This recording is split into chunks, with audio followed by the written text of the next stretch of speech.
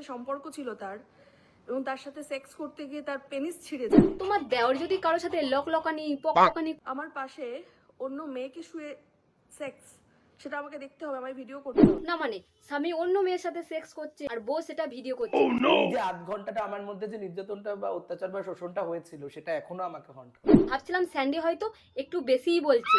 আমার পাশে অন্য মেয়েকে শুয়ে সেক্স, তুমি আটি চুষছিলে। সেক্স, সেটা আমাকে দেখতে হবে, আমায় ভিডিও করতে হবে। গ্রামের লোক মিলে স্বামীর পদে আছলা বাঁশ। তো ভিডিওটা স্কিপ করো না, পুরোটা দেখতে থাকো।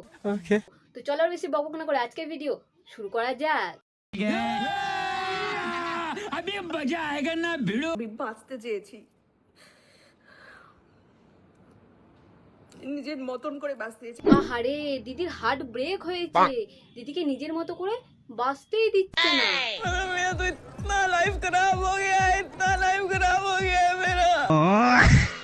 আমি বাঁচতে চেয়েছি, নিজের মতন করে বাঁচতে চেয়েছি। বলছি দিদি একটু এদিকে আসো, আমাদের কপালে কি চুতিয়া লেখা আছে? চুতিয়া। এদের জ্বালায় মানুষ ফেসবুক খুলতে পারছে না। নিজেদের হাড়ির খবর, ভাতের খবর, খাটের খবর শুধু ফুলসজ্জাটুকু বাদ দিয়ে সব ফেসবুকে শেয়ার করছে। লজ্জা লাগা দরকার। বলছি তোমাদের প্রাইভেসি বলতে কিচ্ছু নেই?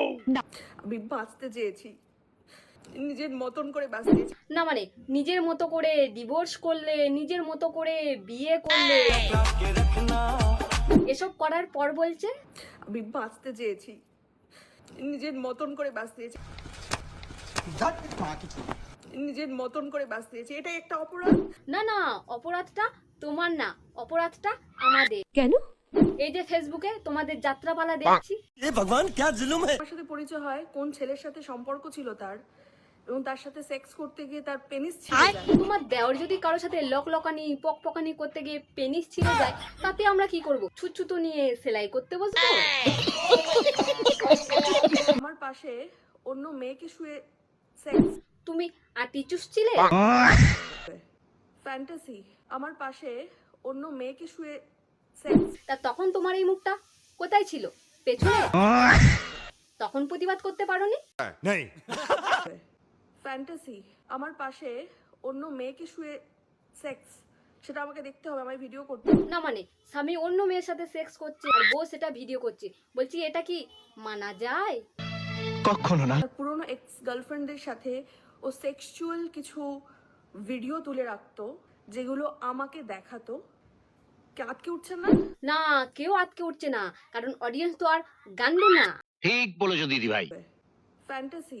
আমার পাশে অন্য মেয়েকে শুয়ে সেক্স, সেটা আমাকে দেখতে হবে, আমায় ভিডিও করতে হবে। এটা যদি সত্যি হতো না, গ্রামের লোক মিলে স্বামীর পদে আছলা বাঁশ ভরে দিত। আমি হাতে নাতে ধরেছি। আর এই মেয়ে মুখো সায়ক বাবাজিকে নিয়ে আর কি বলবো, একটার পর একটা কেচ্চা কেলেঙ্কারি ফাঁস হয়েই যাচ্ছে।